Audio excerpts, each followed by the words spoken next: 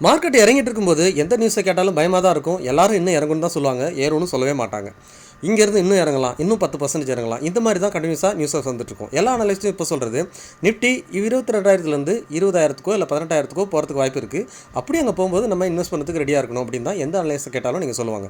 இல்லை இதுக்கு மேலே நிஃப்டி இறங்காது, இந்த இடத்துல எல்லாமே டோட்டலாக நீங்கள் இன்வெஸ்ட் பண்ணலாம் அப்படின்னு எந்த ஒரு அனலிஸ்ட்டும் சொல்லி நீங்கள் பார்த்துருக்க முடியாது. அப்படி சொல்லவும் மாட்டாங்க. ஏன்னா மார்க்கெட்டை யாராலையும் 100% ப்ரெடிக்ட் பண்ண முடியாது. இதுதான் உண்மை.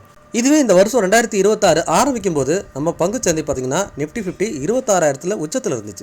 அந்த சமயத்தில் எல்லா அனலிஸ்ட்டும் சொன்னது மார்க்கெட் இங்கிறது 30,000, 28,000, 29,000 போகிறதுக்கு அதிகமான வாய்ப்பு இருக்குது அப்படிங்கிறதான் பேசிக்கிட்டு இருந்தாங்க. நம்மளோட வீடியோலையும் சொல்லியிருந்தோம் மார்க்கெட் 26,300 பிரேக் பண்ணால் இங்கேருந்து ஒரு 2,000-3,000 புள்ளிகள் மேலே போகிறதுக்கும் வாய்ப்பு இருக்குன்னு பேசியிருந்தோம். ஆனால் அது நடக்கலை.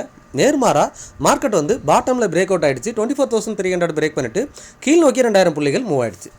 அப்போது பங்குச்சந்தை எந்த பக்கம் மூவ் ஆகுதோ அந்த பக்கம் அதனோட சேர்ந்து பயணிக்க ஆரம்பிக்கும் போது தான் நீண்ட காலம் நம்ம அதனோட ட்ராவல் பண்ண முடியும். அதே சமயத்தில் எந்த ஒரு காலகட்டத்திலையும் உங்களோட முதலீட்டை மொத்தமாக ஒரே இடத்துல முதலீடு பண்ணக்கூடாது, டைவர்சிஃபை பண்ணணும். அதுவும் இல்லாமல் நீங்கள் முதலீடு பண்ணக்கூடிய அமௌண்ட்டை ஒரு 3 பகுதியாகவோ 2 பகுதியாகவோ பிரித்து அடுத்தடுத்து 5 அல்லது 10% இறக்கத்தில் முதலீடு பண்ணணுன்னு தொடர்ச்சியாக நம்ம வீடியோவில் பேசிக்கிட்டு தான் இருக்கிறோம்.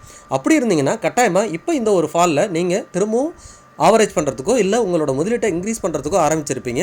திரும்ப மார்க்கெட் உச்சத்துக்கு போகும்போது நீங்கள் ஒரு நல்ல ப்ராஃபிட்டில் இருக்கிறதுக்கு வாய்ப்பு இருக்குது. இதுக்கப்புறம் மார்க்கெட்டிங் இருந்து கீழேயோ அல்லது மேலேயோ 3,000 புள்ளிகளோ 4,000 புள்ளிகளோ போகத்தான் போகுது. ஆனால் அது எந்த பக்கம் போகுங்கிறது யாராலையும் இப்போ ப்ரெடிக்ட் பண்ணுறது கஷ்டம். ஓரளவு இந்த பக்கம் போகும் இல்லை இந்த பக்கம் போகுங்கிறத நம்ம அனலைஸ் பண்ணலாம். நம்ம நினச்சதுக்கு எதிர்மாறாக நடந்துட்டா நம்ம அந்த சமயத்தில் என்ன பண்ணணுங்கிறதுக்கும் நம்ம ரெடியாக இருந்துக்கணும். பங்குச்சந்தை கீழ் நோக்கி 4,000 புள்ளிகள் மூவ் ஆயிடுச்சுன்னா அப்போ நம்ம என்ன பண்ணணுங்கிறதுக்கு இப்போ ரெடியாக இருந்துக்கணும். நம்மளோட போர்ட்ஃபோலியோ இன்னுமே 20-30% விழுதுங்கிற போது நம்மளோட ஓவரால் போர்ட்ஃபோலியோலேருந்து ஒரு 20% கேஷ் நம்ம கையில் இருக்கணும்.